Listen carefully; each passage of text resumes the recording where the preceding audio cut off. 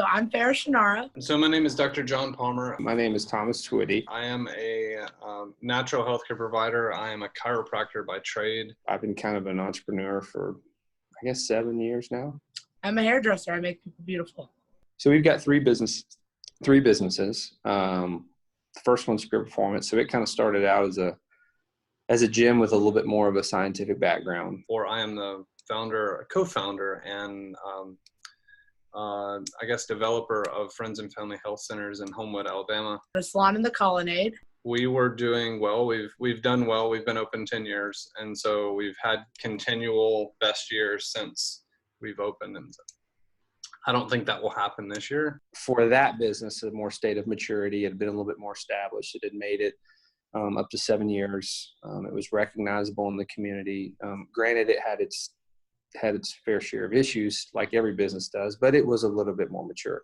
So I've saved and built up and accumulated enough clients to where I can sustain my own business. And then I'm 2 years into having my own business, and then this happens, So, I was just starting to get ahead in life, where I was just like, oh, all this hard work is paying off. It's just now starting to I'm able to be comfortable, and everything's just working out. And then this happens.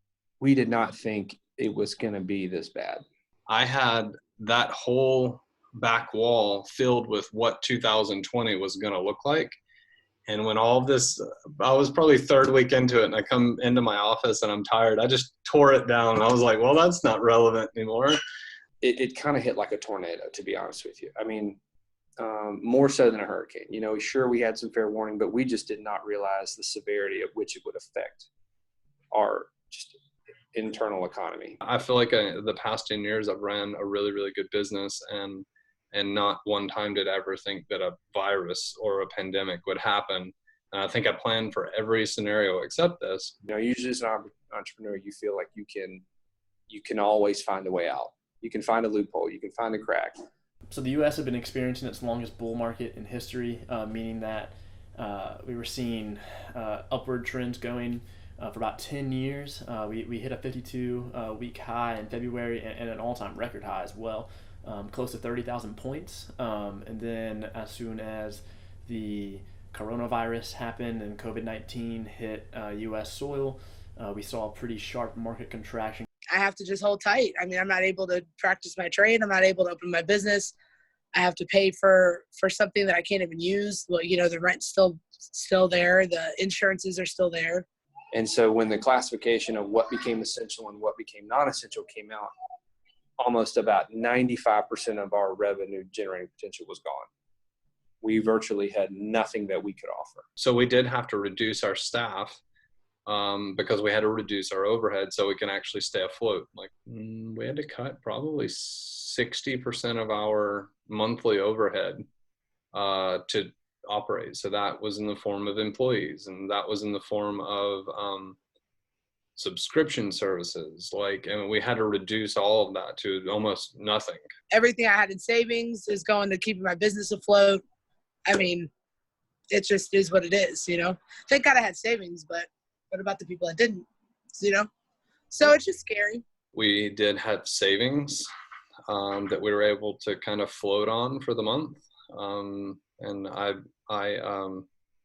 my wife is the reason why that happened. So she's done a great job with that. So a lot of our cash that we had was capital that was built to build the business, not necessarily just furlough people. We encouraged everyone immediately to apply for unemployment. So all of our employees had to file for unemployment because we no longer had the ability to pay them. Think about it like a tornado that just decimated a house. Mm-hmm. It's a complete, it was stripped down to the slab. It was one of the hardest things I'd ever had to do, is tell someone that they couldn't come into work because I didn't have the money to pay them, essentially. There isn't any business. There's zero. So it's scary, but that's what it is, We were at about 60% capacity. We have gotten busier as people have gotten less spooked. So we were at the complete mercy of the government. I've gotten zero federal funding. So, it's not like, I've had any help with it. When we tried to do everything we possibly could to get as much assistance as we can, granted, we knew that it was going to be like kicking over an anthill, you know. I mean, it was going to be mass chaos, and I think the way that it's kind of gone has been a little bit of mass chaos. Now, granted, they're doing the best they can do. I applied for the PPP the day it came out. I applied for the, economic injury loan the day that you were allowed to. I mean, I applied for everything under the sun that you could apply for, but so did everybody else. We did apply and we did get it. I haven't received my stimulus. I haven't gotten anything. So, I mean, I've been applying, I've been trying, but I mean, it's just not, there's too many people that are doing the same thing, And we were able to bring back people on Tuesday, a week ago today.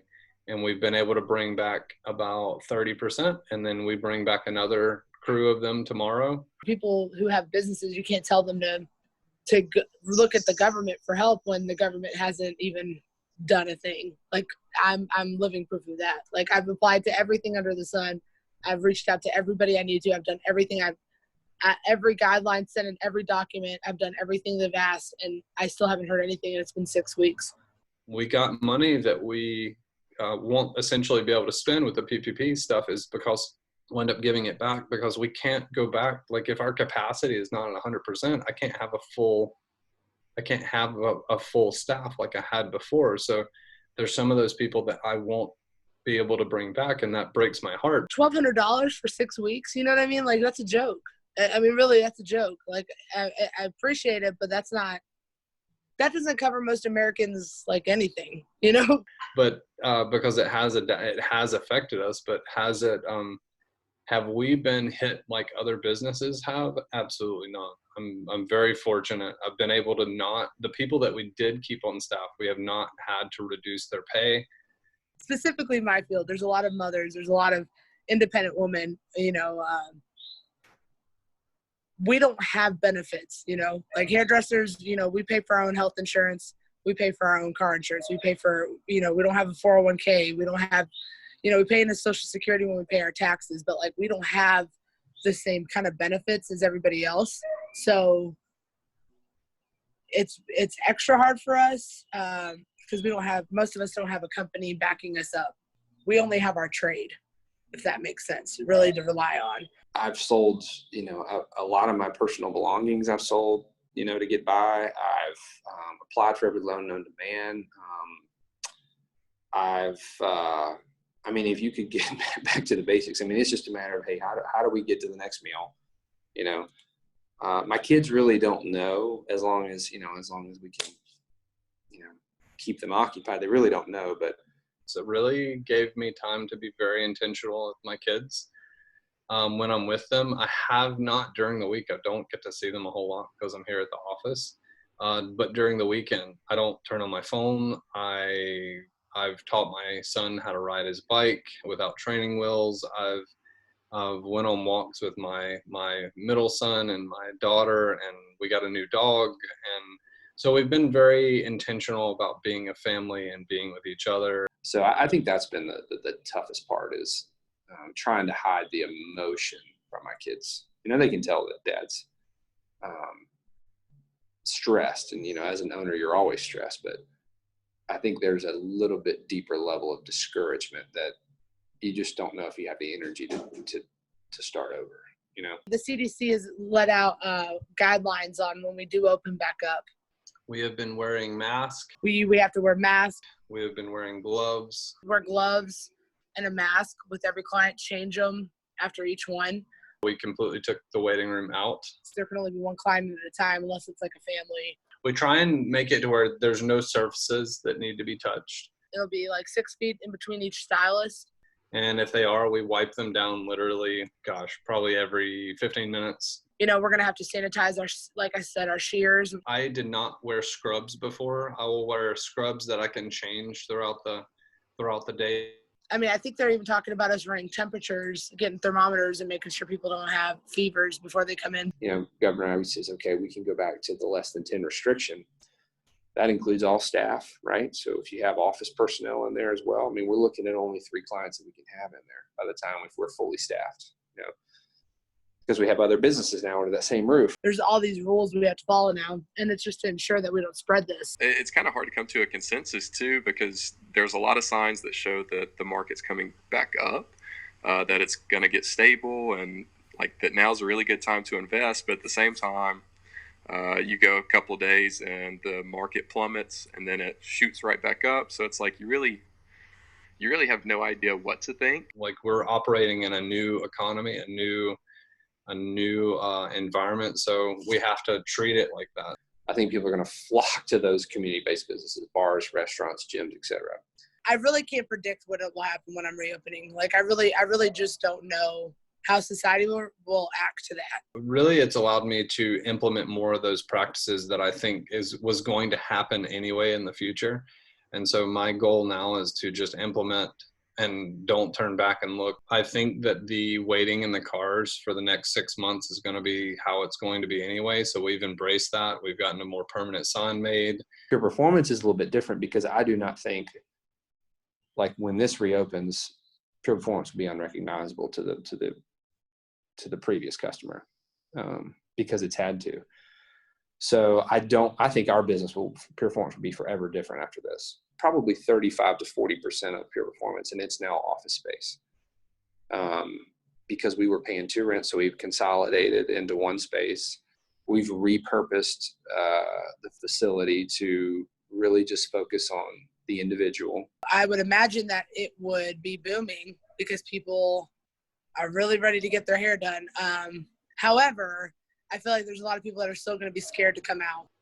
I honestly think we're going to grow. I think we're going to do really, really great. I think that people are going to be more health conscious. I think people are going to want to do as much as they can to be as healthy as possible. We honestly have the opportunity to maybe not have our best year, but we could have a year just as good as last year.